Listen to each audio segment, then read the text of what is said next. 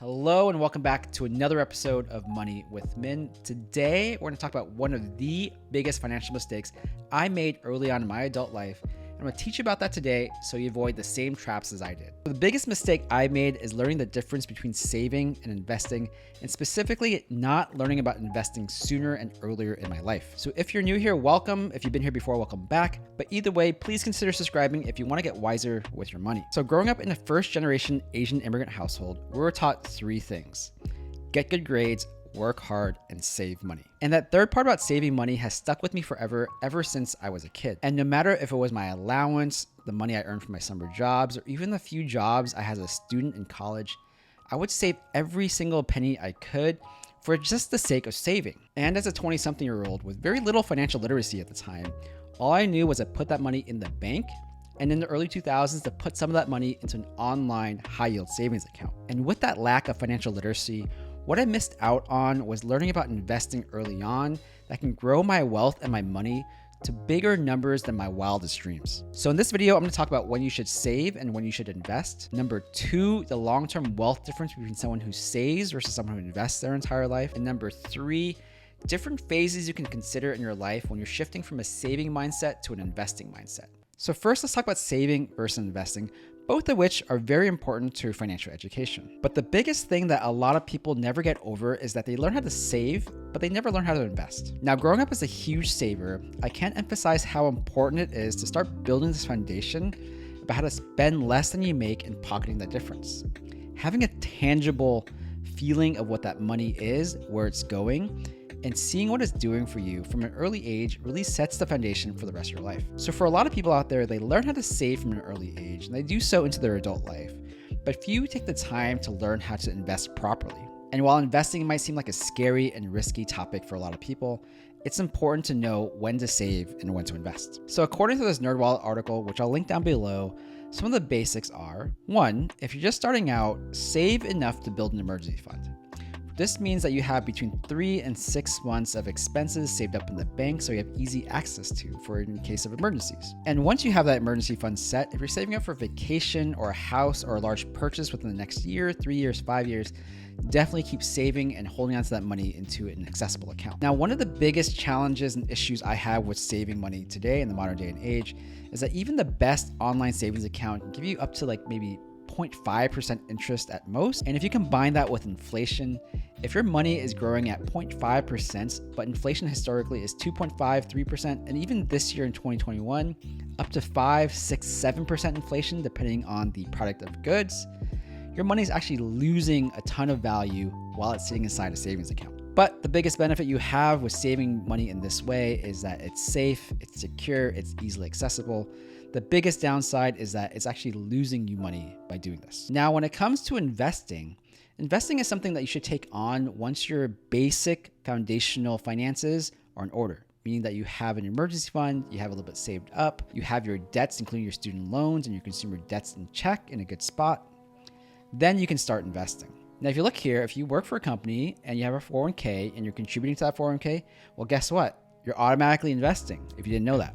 Surprise, surprise. Now, I have a ton of 401k videos and playlists, which I'll link up here, but effectively contributing to your 401k through your company automatically exposes you and invests you into the market in basic index funds and target retirement date funds, which will expose you to a number of different funds and markets and companies all across the stock market. Additionally, on top of that, your employer is probably matching some of that percentage, so you're getting free money to invest even more, allowing that money to grow over time for your future and your retirement. And once your 401ks are in a good spot, you can start thinking about your IRAs as well, which are your individual retirement accounts, which are tax-advantaged ways to invest as well. And as you become more comfortable and educated about investing through your 401k and your IRA, you can start venturing out on your own and invest into your own brokerage, investing into companies. You can invest into real estate and even other investment vehicles based upon your choosing and your interest. And remember, starting to save and building that foundation is always good, but switching to investing on top of your savings for the long term is really where your wealth is going to grow. Now, that brings me to part number 2 of this video, to show you mathematically what the difference is between a saver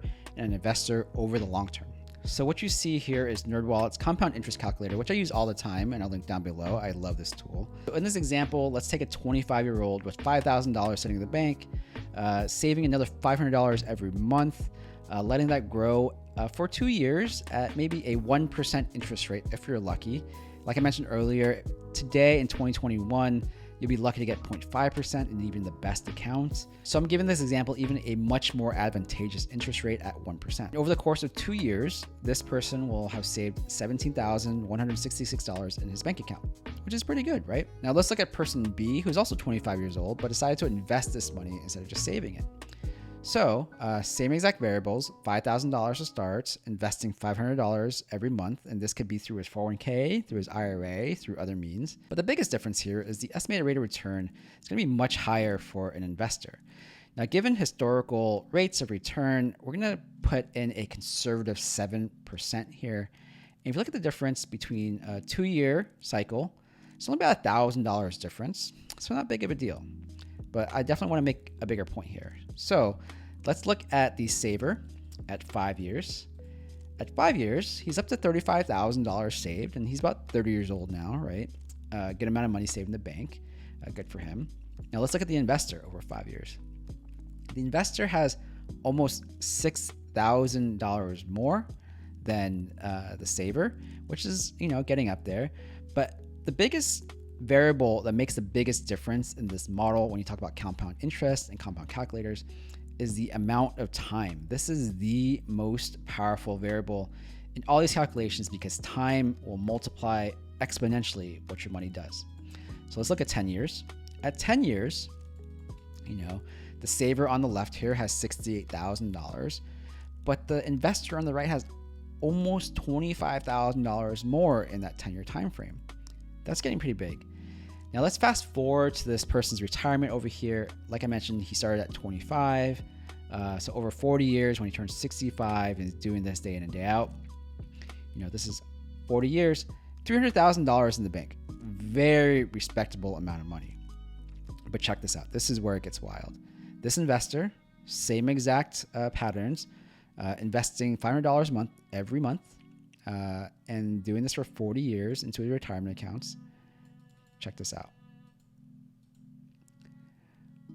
$1.27 million. Over 4 times as much as the saver.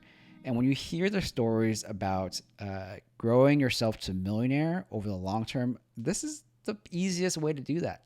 $500 a month, starting at the age of 25, 40 years, easily reaches you $1 million in this model. And the other big thing to note is with investing, which is the best way to build wealth, the most secure way to build wealth, saving won't get you there alone.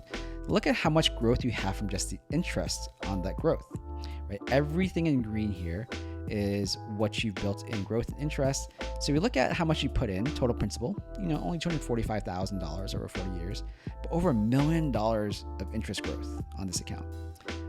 Conversely, same total principal of $245,000. But look at this, over 40 years at 1%, if you're lucky in an online bank account, $55,000 earned over 40 years. That's really sad versus $1 million.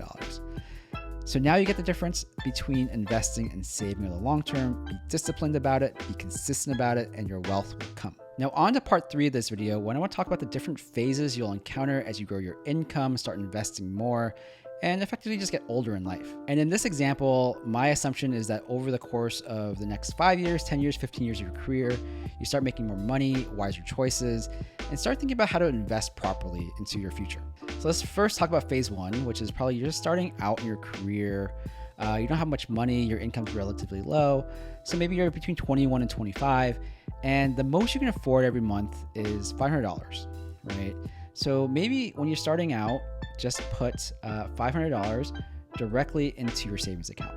You need to save up this buffer, you need to save your emergency fund, and you need to start building a cushion for anything else. So phase 1, that's it. You have $500, just save it. Save it until you have a good amount of money. Now phase 2, now let's say you start earning a little bit more money, you have a little bit more money set aside to save and invest. This gets a little bit more interesting here, right? So in phase 2, you're gonna want to both save and invest. And the simplest way to do this is if you have a regular job and put some money aside in your savings, but also put some money into a 401k. And you definitely want to start putting as much as needed to get your employer match, which I'll talk about right here for your employer match. But there's your $1,000 budget every month, $500 savings, $500 into your 401k. Now let's say phase 3, maybe a little bit older, early 30s, you start to make a little bit more money. So you have a little bit of headroom every month to pay yourself first, to invest into yourself. And this is where you can start diversifying a bit more. So here, still save a little bit. And depending on how much you have saved, maybe you can even scale back on this. Maybe you already have a house, you're not saving up for a new car, you're not saving up for anything else. You don't need to save that much, but instead invest that money and let that money work for you. Now, in phase 3, you have $2,000, still save if you want to, but now start putting more into your 401k and putting money into individual retirement account, an IRA, right? And the goal here is to get close to or not to the limit of maxing out your 401k, which is about $19,500 in the year 2021. Because remember, all that money is tax advantaged, so you want to be taking advantage of that. Now, phase 4, $3,000 a month to invest. That's a lot.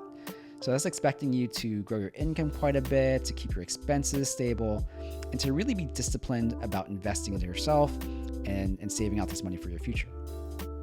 And you look at this is looking at, a different split again. This is $1,500 a month into your 401k, and this is getting really close to the max if you're not already hitting it.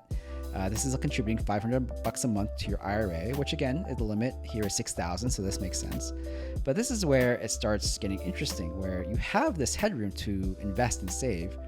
Where do you put this money? And for me and other investors that reach this point, you start putting money into your personal brokerage. So this is Robinhood or Webull or Fidelity or any of the major branches. And I'll link my Webull link down below if you want to check it out. And then finally in phase 5, you're making big bucks. You're saving a lot every month. You're not spending much. You're keeping everything in check. And what does this look like? So this is where, if you're already at this point, maybe you're not saving anymore. Maybe you have your emergency fund set. You're not adding to it. You're just letting the fund sit there and do its thing. But you're putting all your gas, you're putting the gas pedal down all on your investments, maxing your 401k, IRA, and putting $2,000 a month into other investment opportunities, whether it's real estate, your personal brokerage, things like the mega backdoor Roth 401k, which I'll link up here as well, depending on your income level. And there's so many different ways to start thinking about this as you reach phase 5, 6, 7, 8, 9, 10, whatever it is. Start thinking about how to invest more of your money so that it can work for you moving forward in your life. Hey, that does it for this video. Let me know down in the comments below what your thoughts are on saving versus investing and how your investment portfolio is doing today. And if you have yet to get started investing, check out my link to Webull below, where you sign up and get up to 4 free stocks just for signing up today. My suggestion to newbie investors is to always pick a basic ETF or index fund, and specifically VOO or VOO is one of my favorites. It tracks an index of the S&P 500, so it exposes you to a multitude of different companies to show you what the stock market and investing is all about. And if this video is helpful to you, please give it a like and share with a friend. And of course, if you want to see more content about how to get wiser with your money, definitely consider subscribing. And as always, thanks for watching. I'll see you next time.